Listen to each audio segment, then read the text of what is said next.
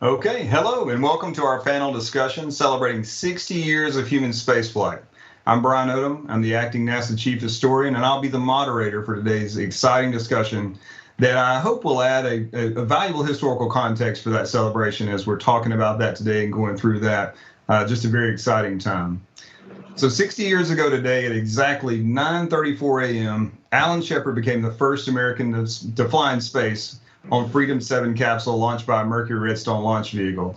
Just 23 days prior to that event, however, the Soviet Union had scored yet another impressive achievement, launching the first human, Yuri Gagarin, into space on an orbital flight.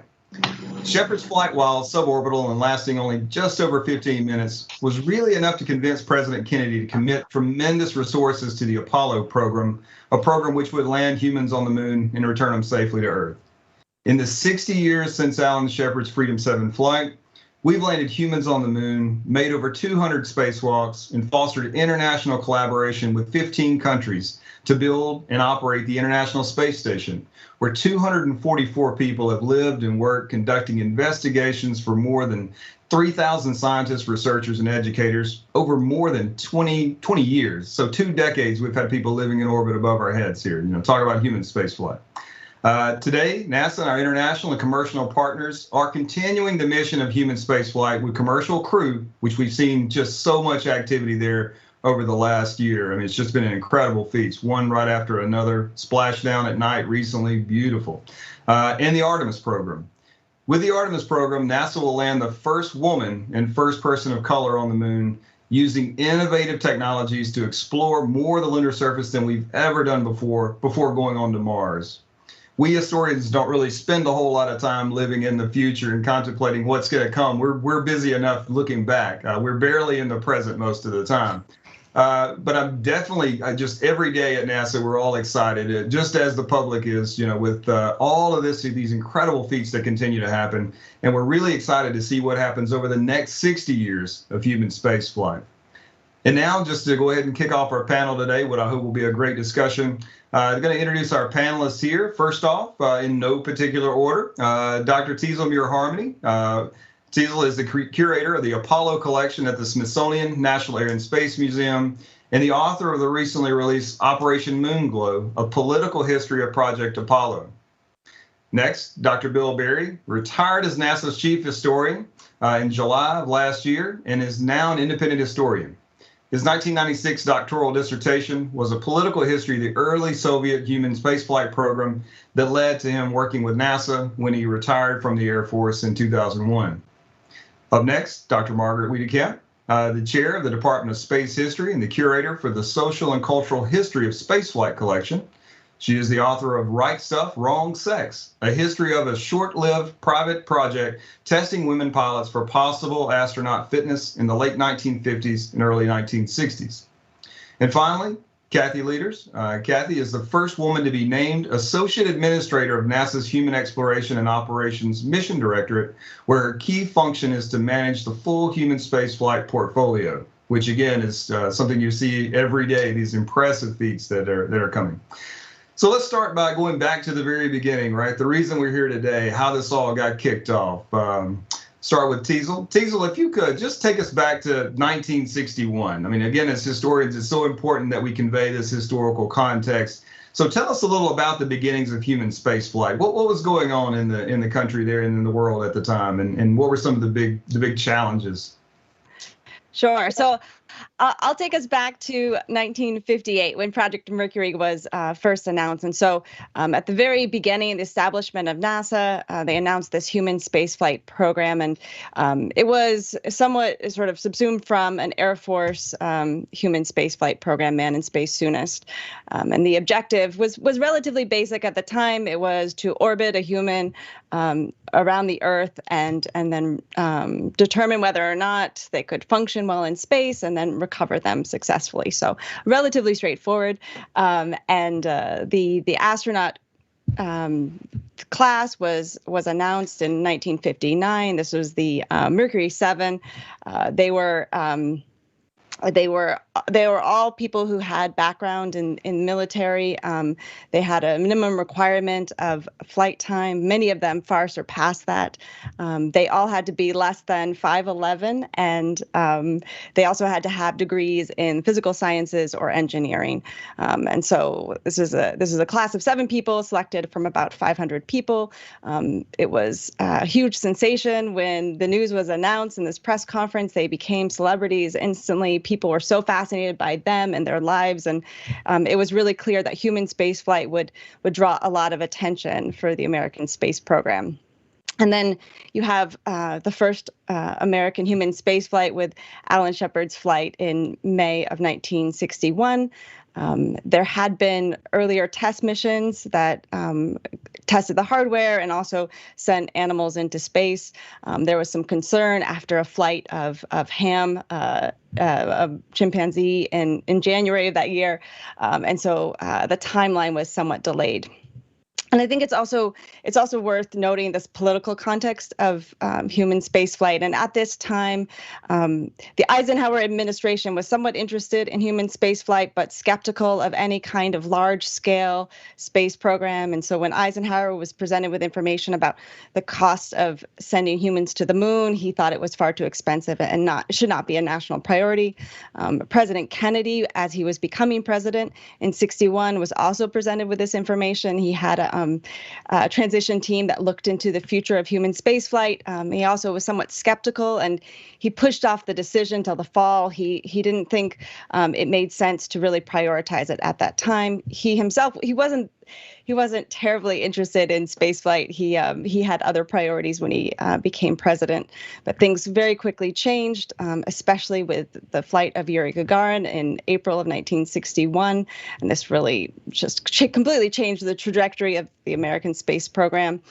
So the Soviet Union successfully launched Yuri Gagarin into orbit. It was a huge global phenomenon.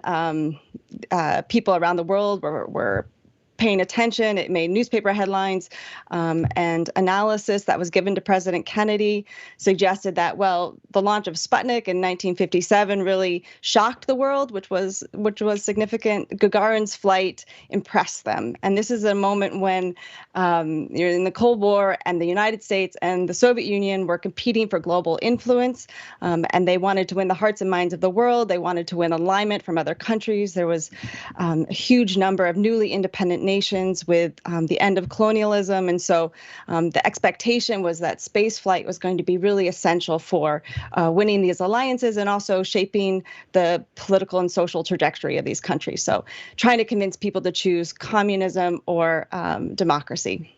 And so Kennedy was quite concerned, and he was someone who was very attuned to public opinion. And then a few days after Gagarin's flight, you have the failure at the Bay of Pigs, which was a CIA-backed invasion. And it became very clear to Kennedy that the United States had to do something to regain this international prestige, international standing. And so he asked his advisors to find him a space program that promises dramatic results we can win. He charged Vice President Lyndon Johnson with that goal. Johnson met with all the experts at the time, and he also met with members of Congress to ensure that whatever program they selected was going to get congressional support and funding, which is very essential. And then they came up with the objective of sending humans to the moon, landing them, and returning them safely back to Earth. And that objective, there's the technical rationale and there's a political rationale for that. So the technical rationale is that with that type of objective, both the Soviet Union and the United States were going to have to build new rockets, and then it somewhat levels the playing field in a way.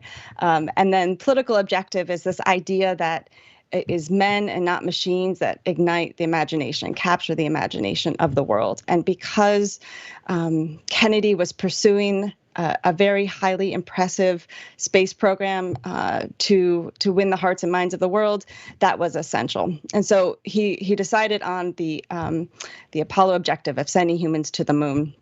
But it was essential that Alan Shepard's flight 60 years ago was a success. Kennedy was pulled out of a National Security Council meeting, and he watched the flight with all the others around on a small television in his secretary's office. It was a success, and so he was able to follow through with the Apollo program, which he announced on May 25th of 1961. And so much change at this time, and I'm going to go through it really quickly because we have a whole panel of many years to cover. But the Apollo program really initiated just a huge growth at NASA. So an increase of personnel. You have, by the mid-1960s, over 400,000 people working on the program across the country and across the world. Over 90% of those are working as contractors and subcontractors. It's worth noting a very small percentage of them are women and minorities in this period. Only 2 to 3% of technicians and engineers at NASA at the time were women. The United States had to build huge new hardware. So the Saturn V rocket, new spacecraft like the lunar module and the command module. It could go on and on and on, and develop new techniques, which was important for the creation of Project Gemini, which was the second human spaceflight program of the United States, which would send 2 astronauts into space at a time. There were 10 missions in total that were crewed, and what they did is they tested rendezvous and docking and long-duration spaceflight. One of those missions lasted 2 weeks, which this information was essential for traveling to the moon, especially with the approach that was chosen for the moon lunar orbit rendezvous. We can go into that more if there's interest. And then you have the Apollo missions, starting with Apollo 7 as the first crewed mission in the fall of 1968. The United States sent humans on an orbital flight around the moon first in December of 1968. And the first lunar landing was July of 1969. And the last time the United States sent humans to the moon was in 1972. There were additional astronaut classes recruited throughout this time. Some of the criteria changed, and so over time they lessened the required number of flight hours and increased the criteria for education and increased the height limit as well, and decreased the age limit too. But what you still have with all the astronauts, American astronauts in this period, they're all white men who have significant backgrounds as pilots. And then after the Apollo program, Nixon really changes the trajectory of the American space program. He doesn't think that human spaceflight should be the national priority or the highest national priority. It should be one of many national priorities. And so he shifts the attention. He pursued the shuttle program, which we'll talk a bit about more. I believe Margaret will speak about that. But there was also the Apollo applications program, which used some of the Apollo hardware, including the Skylab mission. So this was a American space station, and it had 3 crewed missions. And then also importantly, the Apollo-Soyuz test project in 1975, and this was a joint mission with the Soviet Union, and American astronauts trained with Soviet cosmonauts and had a joint mission in space in 1975. And I think I've run out of time. There's so much more to say, but I'm sure we will continue the discussion later on. No, Teasel, the degree of difficulty there is, just so many impressive things to go through. But I think one of the key things, the big takeaways for me just then was and we could talk about this later, but, the importance of presidential leadership, the importance of,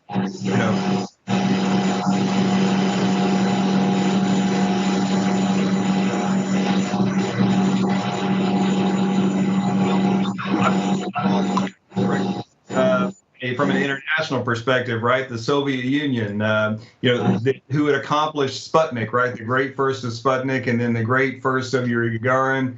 Tell us a little about what the view from the Soviet Union was like. Yeah, well, things were really different over in the Soviet Union, and part of the challenge for those of us in the West was that we didn't really know what was going on there. But the big question was, how did they do this? Right? The Soviet Union was largely seen as a backward country. They've been, not particularly well developed in the early turn of the century. They were ruled by harsh central authority, first the czars, and then after the revolution in 1917, the Communist Party. It had this wacky Communist Party ideology that said that the world would inevitably become, led by communism, and that the Western capitalist model and democracy would go, by the wayside, and that they would make sure that happened. So this guaranteed confrontation with the Western world. And on top of all that stuff, the accomplishments in space were really impressive because the Soviet Union had suffered so much destruction in World War II. The country was largely leveled. And so they're just recovering from that in 1957, a dozen years after the war ends. They're still trying to get basic human needs and housing stock built back up. And they launched the first satellite into space. And everybody's like, how the heck did they do this? They clearly put a huge effort into building nuclear weapons because they built the first nuclear bomb and the H-bomb shortly after the United States had succeeded in doing that. So that was an impressive accomplishment. But then, just a couple of years later to be first in space and then to continue being first in space with a series of these accomplishments. First satellite, the first living creature in space, Laika the dog, just a month after the first satellite. First probe to the moon, first pictures of the far side of the moon, you name it, they came up with the first that succeeded and made it happen. So this is a really strange thing for most people in the West to wrap their minds around about what was going on and how did they make this happen. So the Soviet government's explanation was it's because of their ideology. Communism was clearly the wave of the future, and so we would, of course, we're first in space because we're better than the United States and our system of government's better. And that goes to all those countries that Teasel mentioned, all those newly independent countries. Many of them needed to develop quickly too, and they thought, well, maybe the Soviets know something nobody else does about how to develop quickly. Clearly, they're beating the West in space.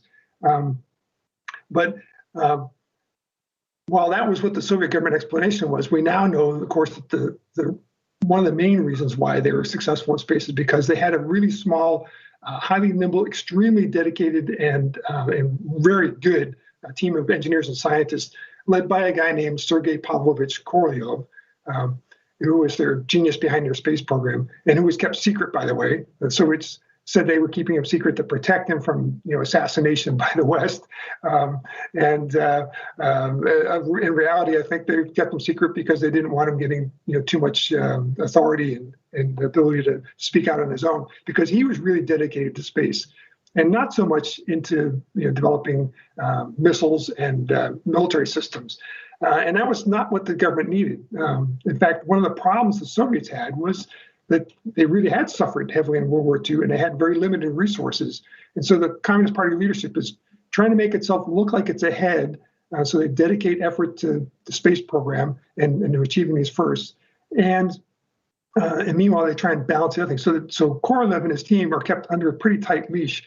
And they generally only got approval to do projects that they were interested in doing as a result of them making the argument that if we do this, we can beat the Americans and it'll make us look good. And Khrushchev, the leader of the Soviet Union at the time, he loved that. He thought that was great. That was a way to keep America in its place, and protect his country, and to make the appeal of communist ideology stronger around the world.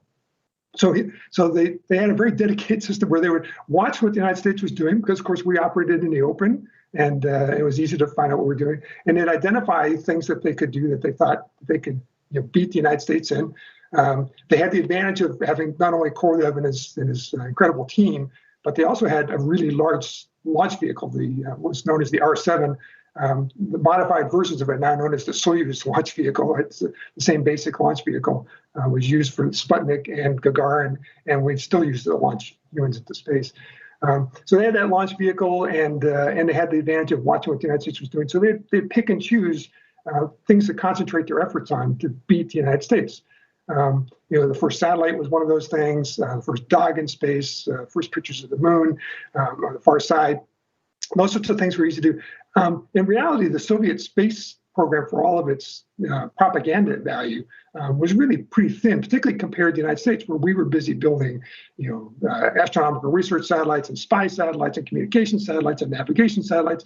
They weren't doing hardly any of that because they didn't have the resources to do it. They were focusing their space program on first.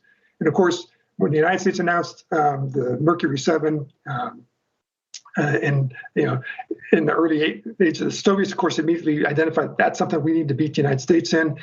They go out and secretly recruit a group of cosmonauts that they then train for flight.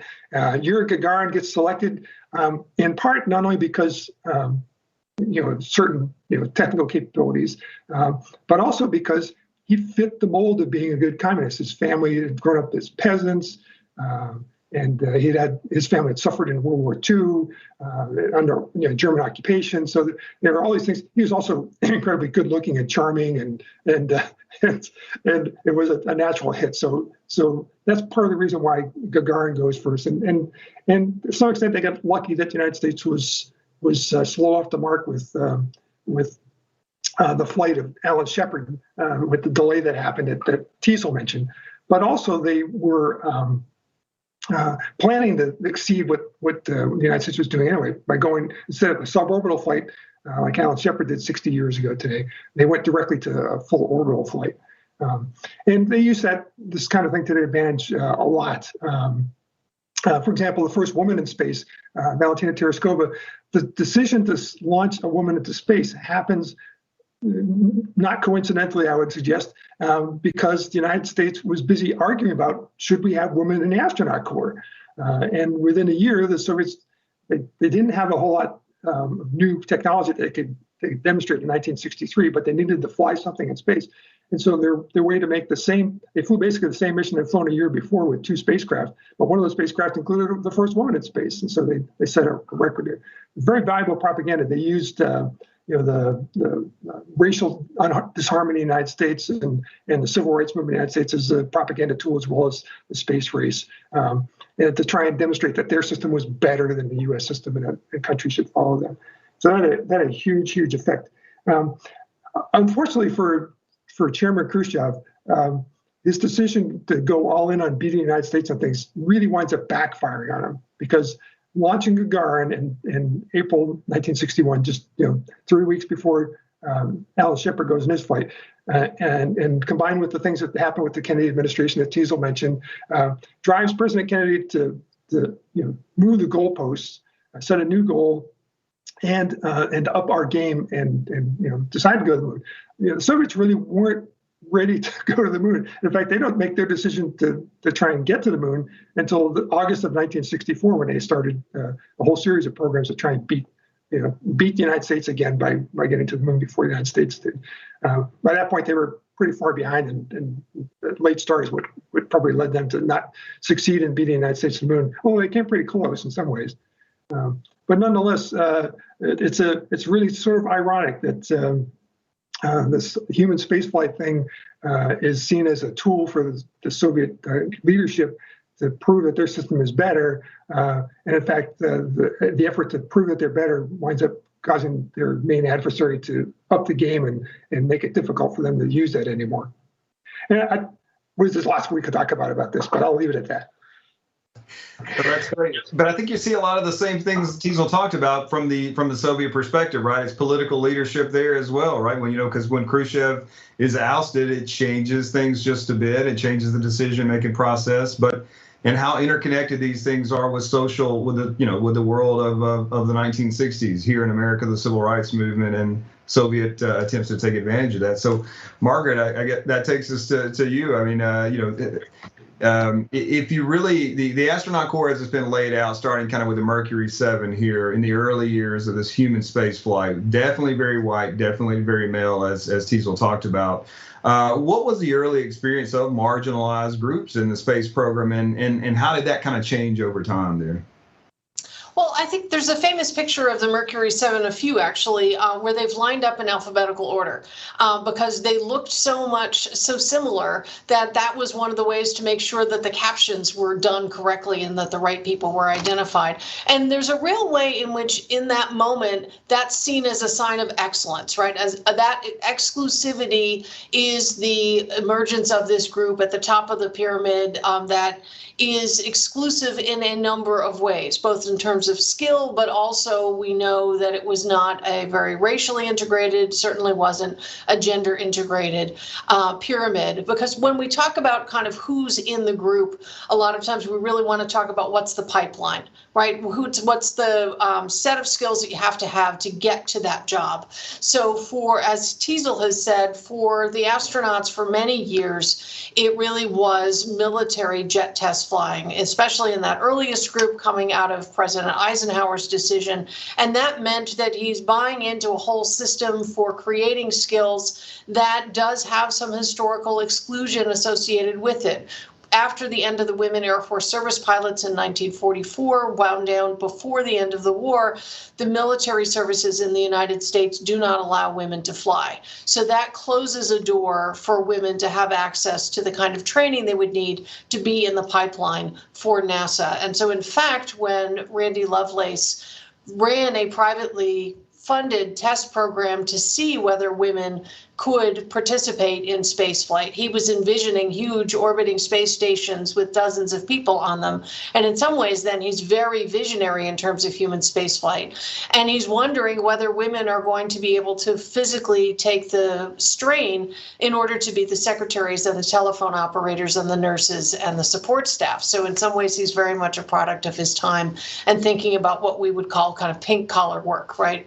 Women's occupations. So that door had been closed to women by not having access to military flying. And so the women who went through Lovelace's program privately in 59, 60, 61, really only had built their flying skills through private flying, not through commercial flying and not through military flying.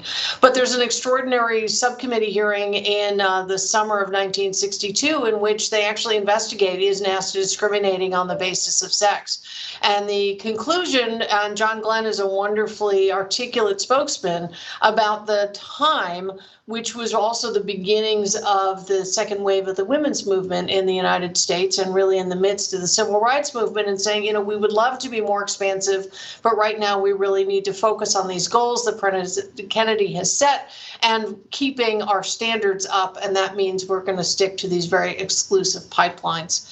So where we start to switch from manned spaceflight, as it was called at the time, to human spaceflight really comes later in the story. And this is where I kind of pick up on the timeline that Teasel laid out for us so well, which is really with the beginnings of the space shuttle program. You have a split in the kinds of astronauts, both pilot astronauts, but then also the creation of a category called mission specialists. And that's going to be the research scientists who are working in the payload bay and who are doing other experiments on the shuttle, so that you need a commander and a pilot, but now you have room for more different kinds of astronauts. And with that, then you can tap into different pipelines, which are slightly more diverse than what you see in military flying. And I always think it's important when we tell these stories, I want to tell kind of two main points. One is the changes in who's in those pipelines doesn't just happen. It happens because people really agitated for it to happen. So the 1964 Civil Rights Act is really important in terms of racial integration, but also gender. The word women was added to that piece of legislation, and so that's important. We want to look at things like Title IX, which gives, we know often in terms of sports, right, which gives women, you can't discriminate on the basis of sex in educational institutions that get federal funding. And so often we see that in terms of sports and athletics, but it also really affected women's ability to get into classrooms and to be a part of postgraduate education. There are lawsuits that allow more women into law schools, medical schools, that allow them into PhD programs. And so when you start in the 1970s looking for people in a pipeline who have PhDs, who have medical degrees, who are top researchers who might be interested in bringing their skills to NASA. Now, all of a sudden, you're looking at a pipeline that has more women, that has more people of color, not because things have just magically gotten better, but because people agitated for real social change, real cultural change, and real legal change that allowed them to participate. So even things like the Equal Rights Amendment, the ERA, which was passed in 1972 but never ratified, it's one of the places where you begin to see that change in military flight training. Is actually the military services are interested in getting ahead of that change, right? They don't want to wait for it to be shoved down their throats and have to include women in their training. So they actually, Elmo Zumwalt at the Navy is one of the first to say, you know, we're going to take this on and we're going to integrate women into flight training on our own terms. So we start to see pipelines that are going to be more diverse and are going to allow us to really move towards human spaceflight. And the second part of the story that I want to tell is really that for that 1978 class of shuttle astronauts, as the space shuttle program is being developed, an orbiter that will be reusable, that can have larger crews, both pilot astronauts, but also mission specialists who would be working with satellites, working with experiments. They start thinking about having that face of the astronaut corps, that most public face of human spaceflight, although certainly not all of human spaceflight, as I'm sure Kathy will talk to us about, be a little bit more something. In the 1970s, the exclusivity of the 1950s, which seemed very much a mark of excellence, now seems out of step with the times. They need an astronaut corps that looks like the face of America. And so they open up the program and the recruitment, and what NASA finds when they start digging into the applications for the 1978 class is that not as many women, not as many people of color as they had hoped were applying. And they realize they have a legacy of past discrimination. People know that there have been talented African Americans and Asian Americans and women who have been applying to the astronaut corps through the 1960s and never being considered. They need to go out and recruit. And the story that I always love, which is true, is that when they were starting to think about how do we show a vision of men and women of different races working together on a spaceship, one of the best visions was Star Trek. Right, that television program that was on air from 1966 to 1969 included that vision in part because Gene Roddenberry thought if he put men and women of different races on a spaceship together, clearly this is far, far in the future, right? That immediately sets that setting, but it became a very important symbol. It was something Nichelle Nichols, who was the actress who played Lieutenant Uhura as the African-American communications officer on that bridge crew, was a really important symbol on television because she was someone, an African-American woman in a role that wasn't a maid. And in fact, she had decided to quit the show after the second season, and no less than Dr. Martin Luther King Jr. asked her to stay on the show because he said, if you let that door close, who knows how long it will be before it opens again. So she had gotten interested in actual spaceflight through her role as a crew member for imaginary spaceflight. NASA regularly sent people to talk to space science fiction conventions because they knew there was a lot of overlap there from the imagined and the real in terms of interest and passion. And so actually James Fletcher, the NASA administrator, approached Nichelle Nichols and eventually hired her to do a public relations campaign for NASA in that 1977-78 moment to say, come, we're open, there's space for everyone.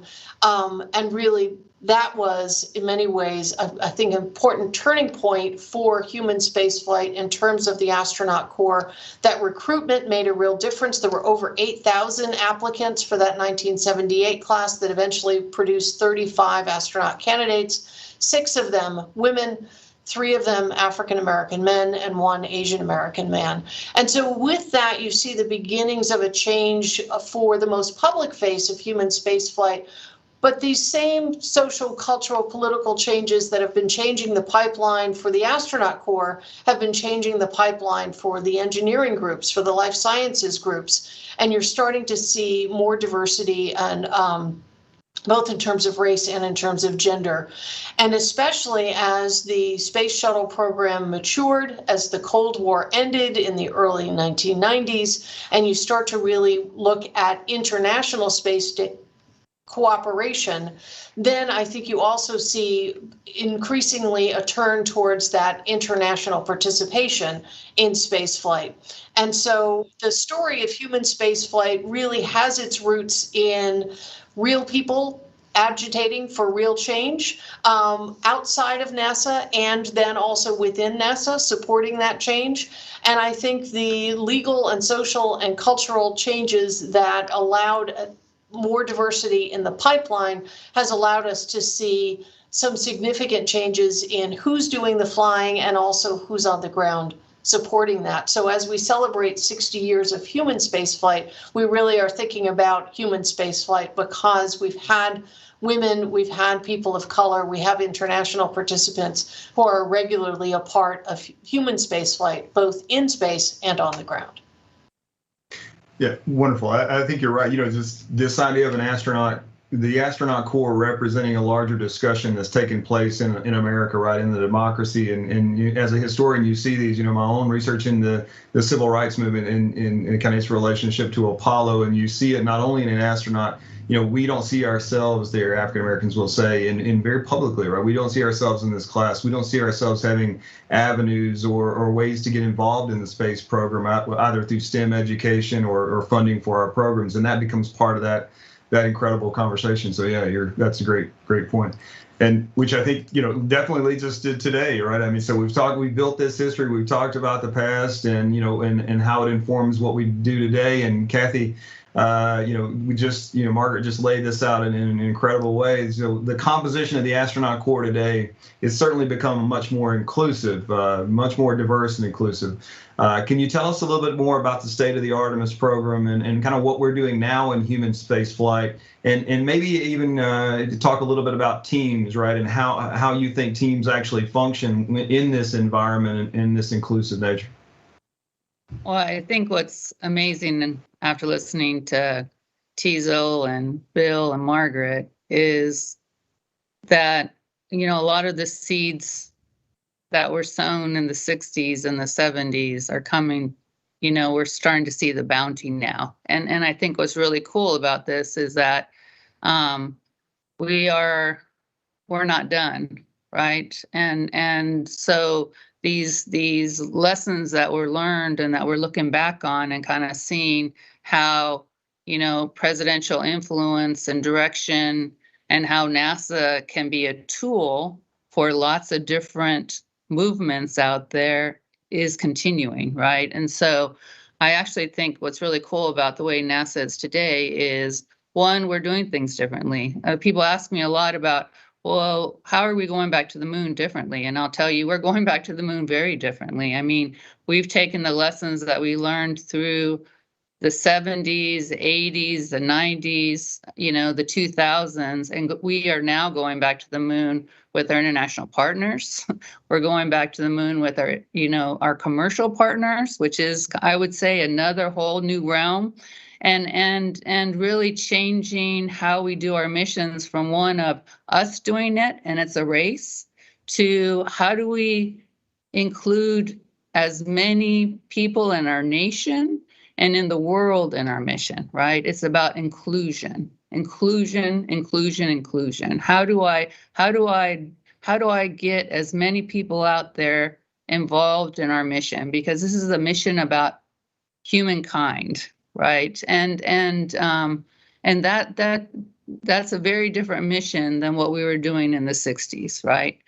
While we're doing the same thing, we really view that us moving out and us solving these big problems is what helps us then as a species be able to solve the big problems that we have for our species. And obviously some of those are, how do we get the most out of every single person that's out there, right?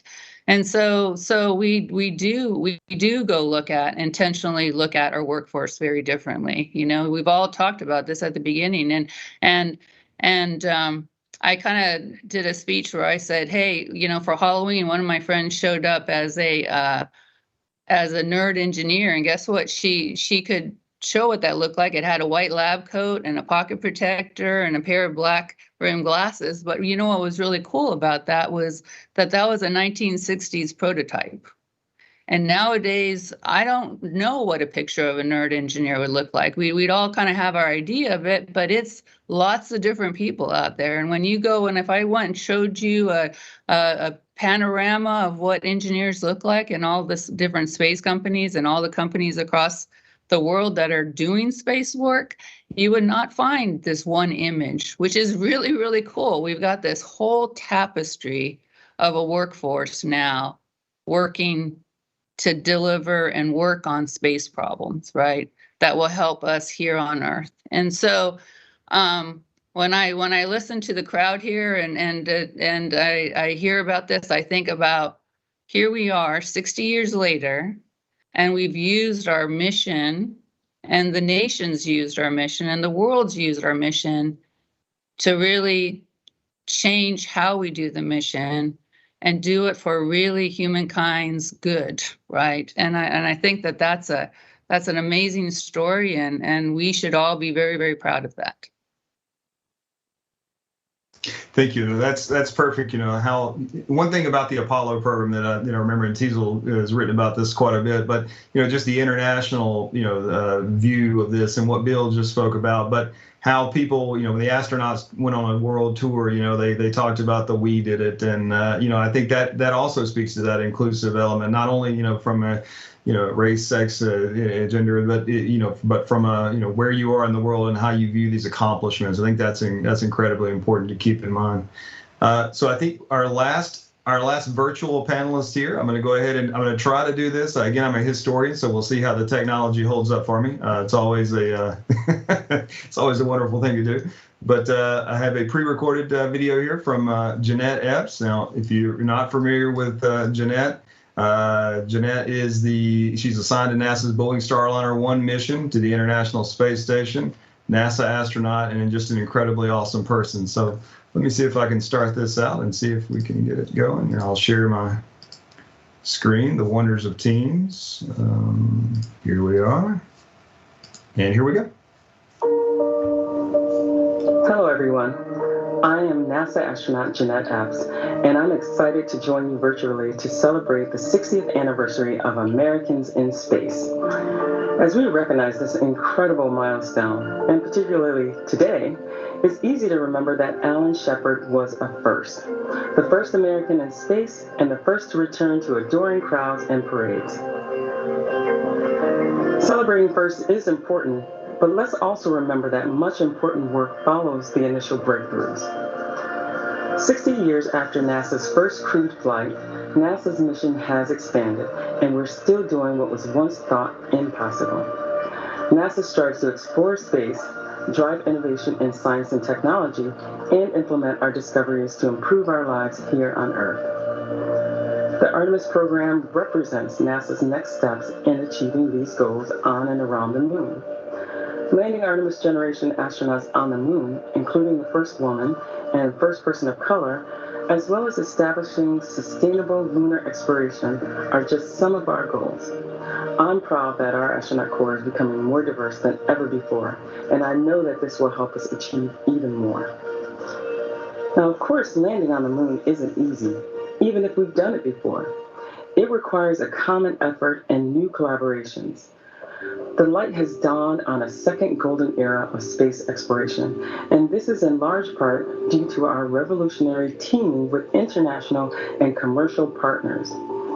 Working together with our partners, NASA is now able to launch from American soil, harmonize efforts to make space travel safer and more frequent, as well as fuel new jobs and new technologies. It also allows us to re-engage with the American people and the world in a new and exciting way. Happy 60th anniversary of Americans in Space.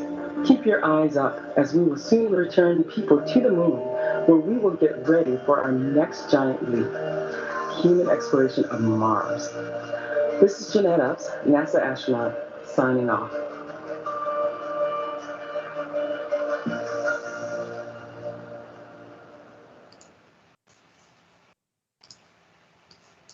All right. Well, hopefully that played well.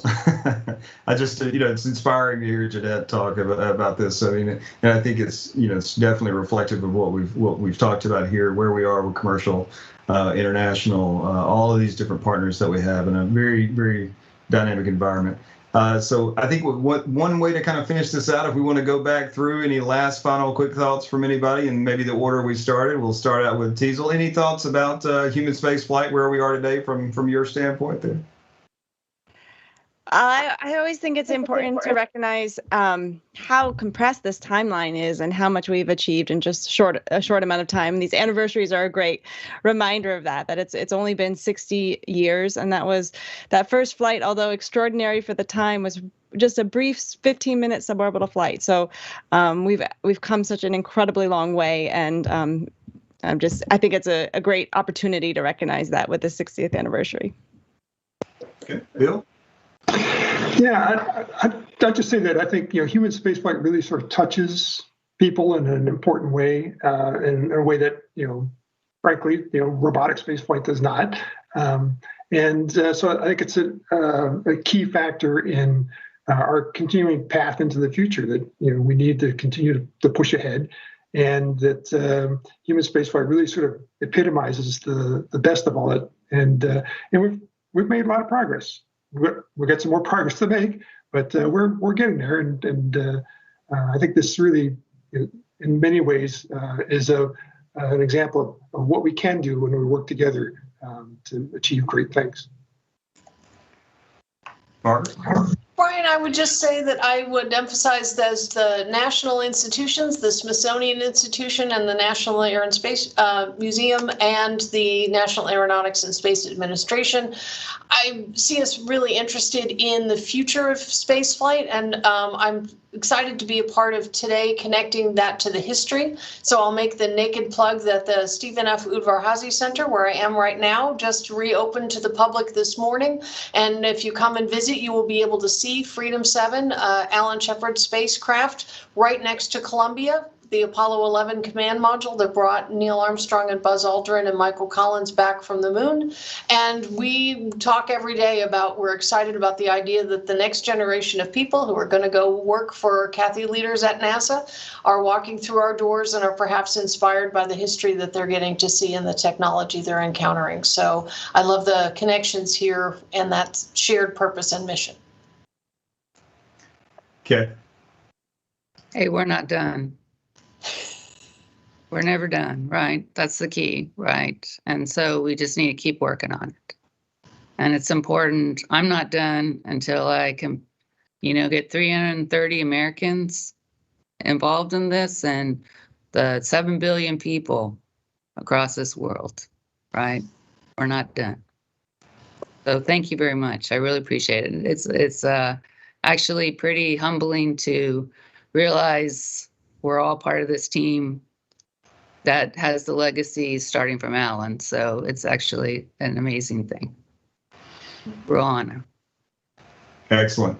I think all those points are great. I think, especially people always talk about my job. It must be, and Bill, someone who's had that job, how awesome it is. But Margaret, I think when you were talking about what you can come and see in these institutions and be blown away by the things you get to see on a daily basis it's incredible. So I'll make that shameless plug with you. Visit these sites and see these artifacts. They're incredibly inspiring. Because you don't know where it's going to go. And in that vein, too, I think we'd be kind of remiss if we were talking about human spaceflight and we didn't mention, we lost Michael Collins and how important Mike was in just talking about not only his participation in human spaceflight, but his talking about human spaceflight and kind of creating ways that we could share that with the world. I think that's one of his legacies, one of his most important legacies as well. But well, again, I thank you all for participating here, and I thank everyone for watching. And again, like we started out, and like Kathy said, we're not finished. Keep looking. I mean, if you pay attention right now, there's so much happening in space and human spaceflight. And one of the things someone told me recently, Bill, was that, you know, the whether robotic versus human, but all space exploration is human space exploration, right? It's all part of the same thing. All right. Well, thank everybody for participating. Thanks everyone to listen and keep an eye out, and we appreciate it. And we're all signing off here. See you soon. Thank you.